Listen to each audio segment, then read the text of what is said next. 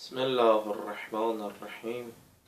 Ve bihi nesta'in innehu khayru nasirin ve mu'in.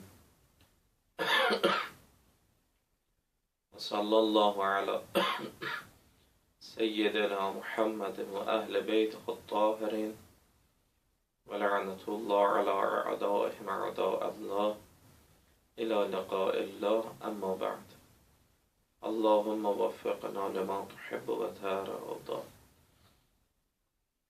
Allahın lütfü ilə bugünkü ibrətamiz hadisələr, ibrətamiz hekayətlər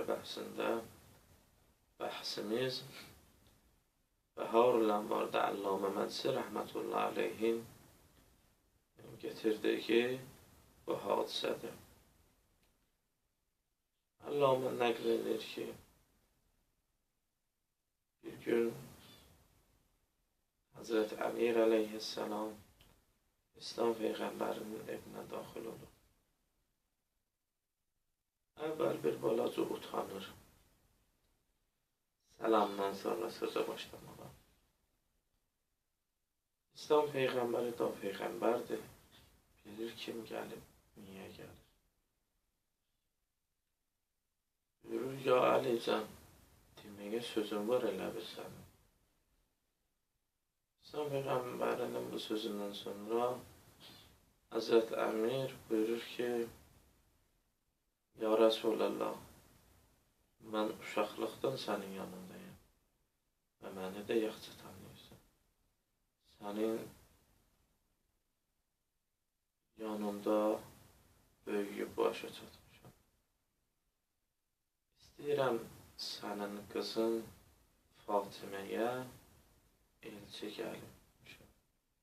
Onu mənə verməyə razılıq bildirəcək. İslam Peyğəmbəri gülümsüyür və buyurur ki, nə gözəl. Amma səndən qabaq da gələnlər olur.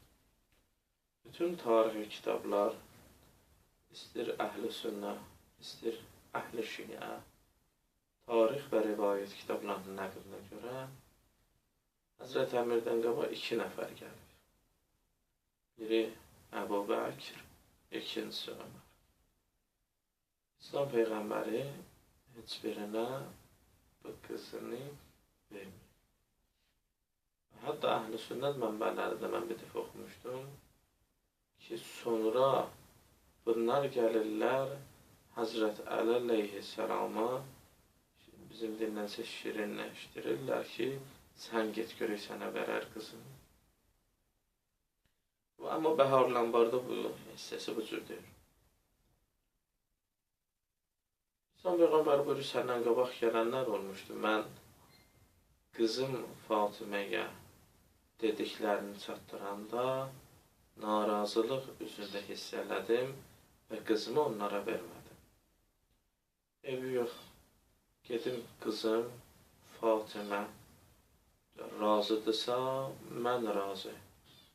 O qızı sənə xanım edərəm.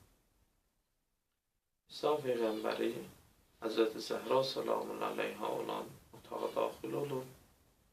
Xanım Fatimə Zəhra Həzrətin qızı ağanın əbasını getirir çiynindən.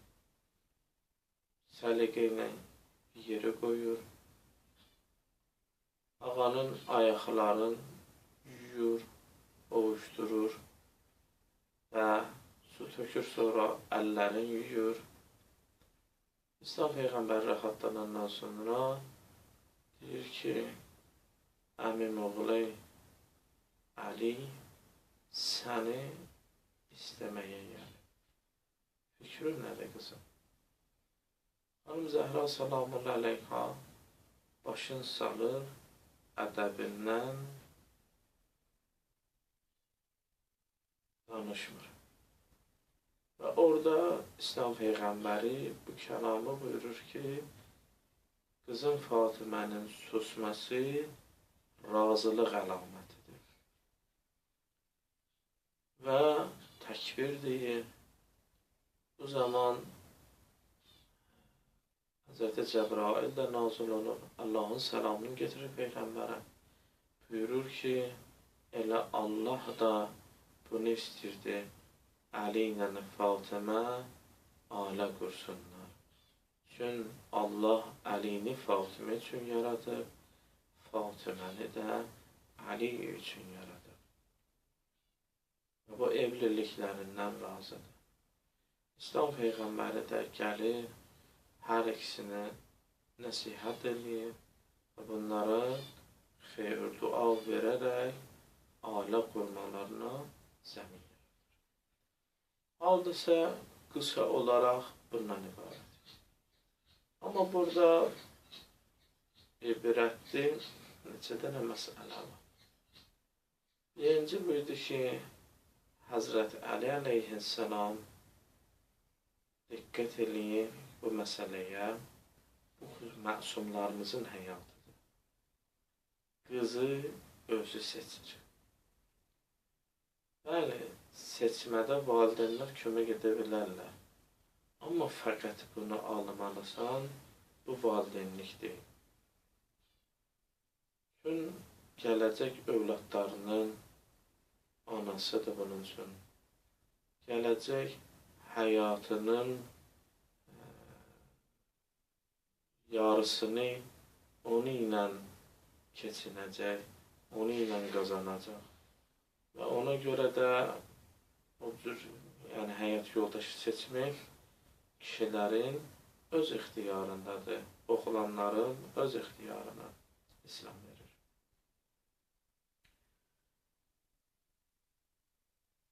Elçilikdə diqqət edin, bu demək deyildir ki, elçilikdən qabaq daim məsələn hər şey danışırlar və sonra gəlib məsələn indiki dünyada qəşəng görüşürlər, gezirlər, hələ demirəm sosial şəbəkələrdə, hələ canlı, bir-birinə əqdsiz də əllərini tuturlar, bir-birinə hələ gezirlər, ora, axırda biz istəyirik evlənək. O cürdür. Məlum olur ki, evlilikdən qabaq oğlanların və kişilərin işi budur ki, xanımları öz gözləri ilə tərəzi seçsinlər, qiymətləndirsinlər. Sonra gedib, diqqət edin İslam'a görə, atalarından icazə alsınlar. İndi Həzrət Əmir özü gedib. Çünki atası rəhmətə getmişdi, dünyasını dəyişmişdi.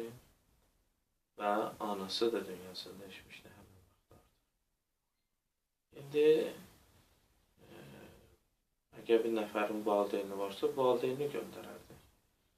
Və oğlan xeylağında, kişi xeylağında əqddə valideynlərinin razılığı şərtdir. Bəli, əxlaqı cəhətdən yaxşıdır, amma şəri cəhətdən şərtiyyət yoxdur. Görək, qız atası da mən bunu istəyirəm, daha verdim, xoşum gəldirindən verdim, məsələsidir. Gedim, qızımdan da məsləhət verim. Yəni, onlar ki, deyirlər, İslam qadını hicab çadranın altında haqlarını tapdalayıb, lüt eləyib ortaya bıraxanlar haqlarını tapdalayıblar. Onları qul kimi cəmaatın gözünün qabağında gezdətdirir, bütün bədənlərini ona buna göstərdirir və qiymətdən salırlar qadınları. Amma qadın ki, hicabın çadranın içində olanda qiymətli şeylə həmişə bağlı olur. Və bunu ilə yanaşı İslam gəlib 1400 il bundan, 1500 ilə yaxın bundan qabaq İslam gəlib qadına qiymət verir. Gedim görüm qızım razıdır.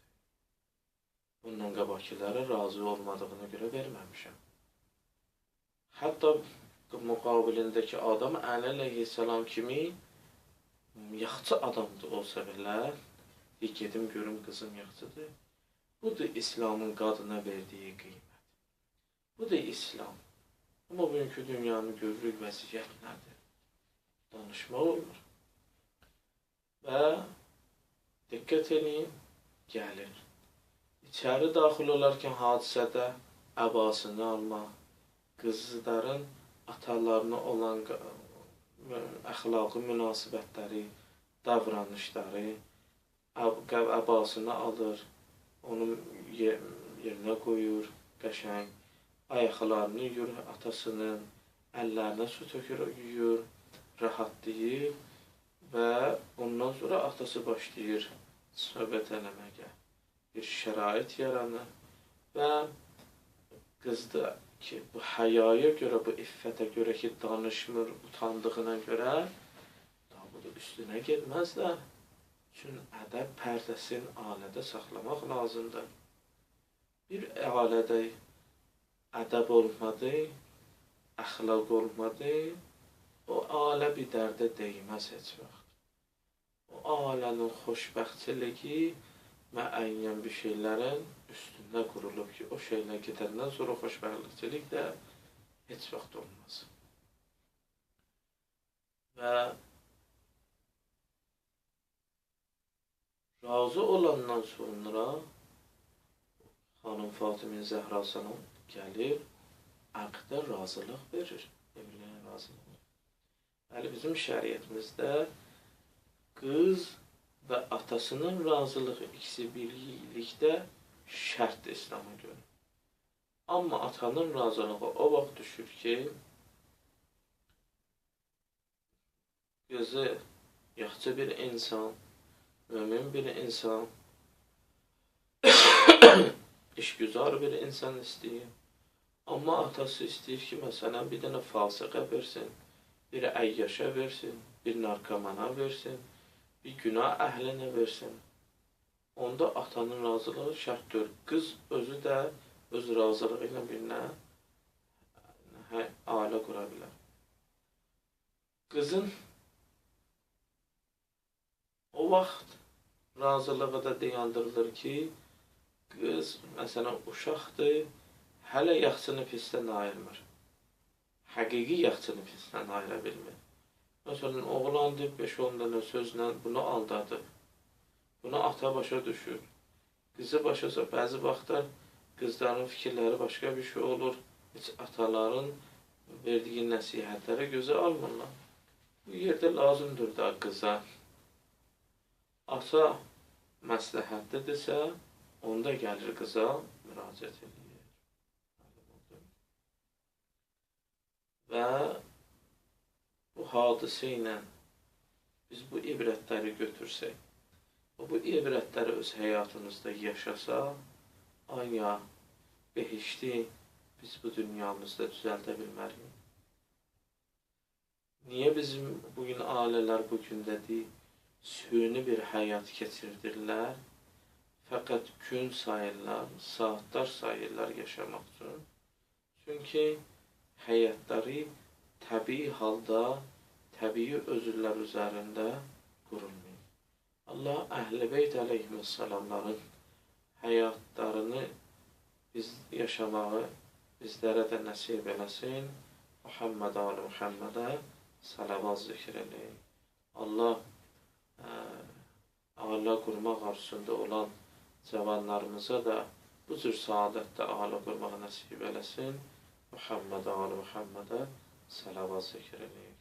Allahümme salli ala Muhammed ve ale Muhammed ve accel ferece.